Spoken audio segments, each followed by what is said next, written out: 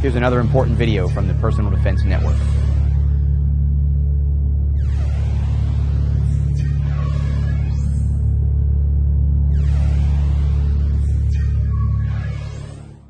It's important to talk about integrating the flashlight with the gun itself.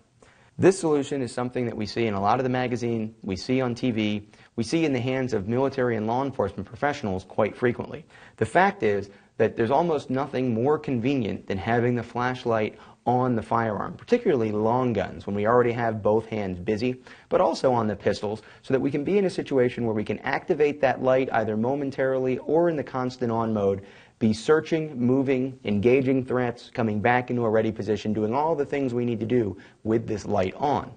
But when you're in a home defense situation, when you're trying to keep yourself hidden from the bad guy, when you're trying to keep your family safe, and more specifically, if your family members are moving around that house, or if you're not sure who's in the house with you and whether or not they represent a threat, you probably don't want to have your only lighting option be an option that immediately points a gun at someone if you use the brightest spot on that white light to identify them.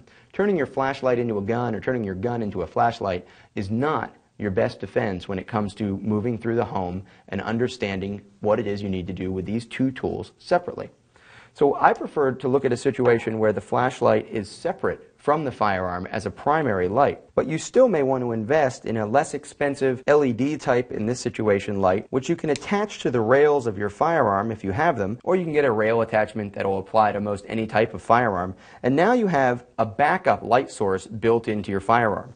If this light were to be lost, if this light were to break, if I have to drop it in order to secure a family member, push them behind me, I now can come back to this light source as my new primary. It's a backup light. It may not be as powerful, it may not be as rugged as the more expensive military law enforcement type lights, but this does give me a backup option that's still secured to the firearm, will always be with the firearm when it's in the safe or when it's in its storage area where I keep it handy for home defense, but it doesn't mean that I'm relying on turning my firearm into a flashlight when I'm using my primary light, searching intermittently and indirectly. Now, there's other specialty light situations that are also available we should take a look at. This particular light is made by a company called First Light, just like our Tomahawk L-shape. This light is designed for hands-free use. All of the buttons I need to utilize the light are set up on top of this bar.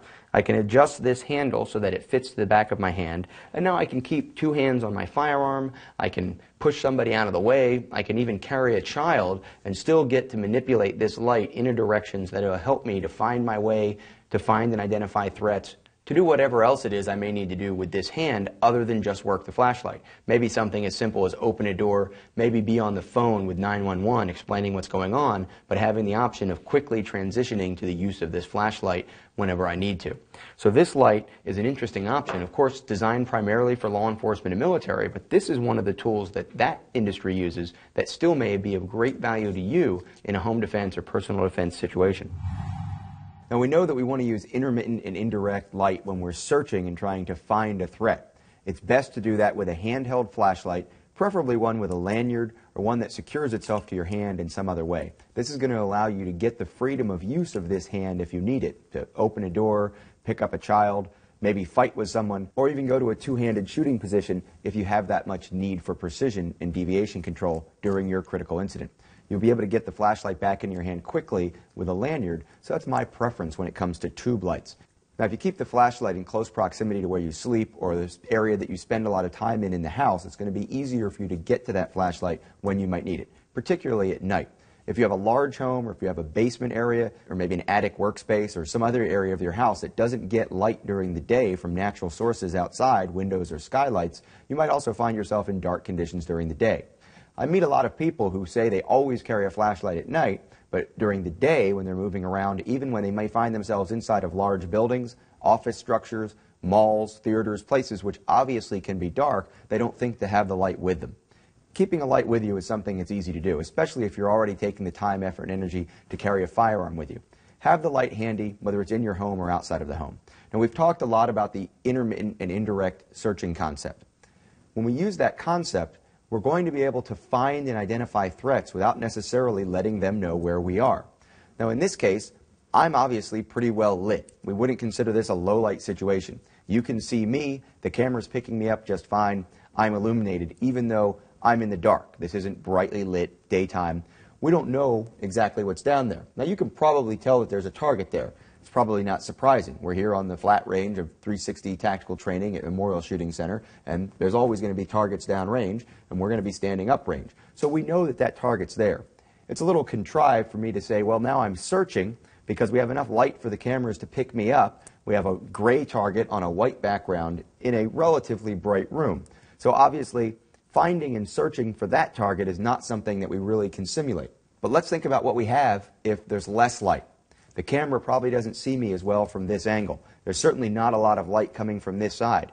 I've got darkness over here in this part of the room. What if there was someone wearing dark clothing, maybe a very dark complexion? They're in the dark. There's less light. There's no reflected light in that area of the house.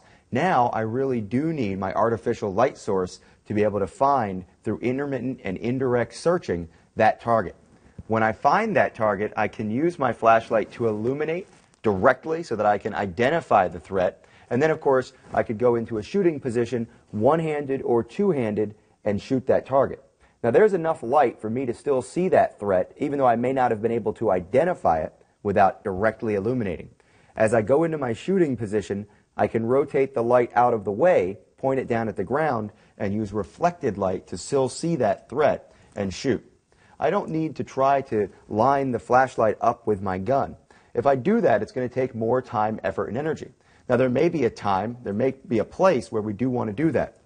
If you find yourself in a situation where you need two hands on the gun, there are different techniques. There's the cigar technique where we put the flashlight between our first two fingers. We're going to use the palm of our hand to press that button and illuminate the flashlight. We're going to place that hand up against the gun just like we normally would, with the flashlight pressed back against our fingers or against our palm. We can leave our hand here, pressed in against the gun to add a little extra stability, or we can wrap around the front and push back against our fingers on our strong hand side to illuminate this way. Now again, we don't recommend these techniques as your primary way of engaging in a dark setting. If you just simply use the flashlight to find and identify your threats and then use the firearm to engage that threat, you're probably going to shoot much better and shoot more efficiently. These contrived techniques of getting two hands on the gun, whether you use the cigar technique or any other technique, don't really help you shoot faster. And if you don't need the light to shoot the target, don't use the light to shoot the target. Don't become dependent on these things that may work really well for a few minutes at a time inside of a shoot house, inside of a scenario area, or certainly during a competition when the targets are just like this and you probably can see them anyway, much less during a qualification course, which is supposed to be low light, when the fact is this is darker than almost every low light shoot I've ever done for qualification, and I can see that target just fine. I don't need this flashlight. And in fact, you see some of the smarter guys on the shooting line who need to get a better score, not really worrying as much about the flashlight when you can see the target and you're really just out there going through a training motion. Check out more videos just like this one at the Personal Defense Network.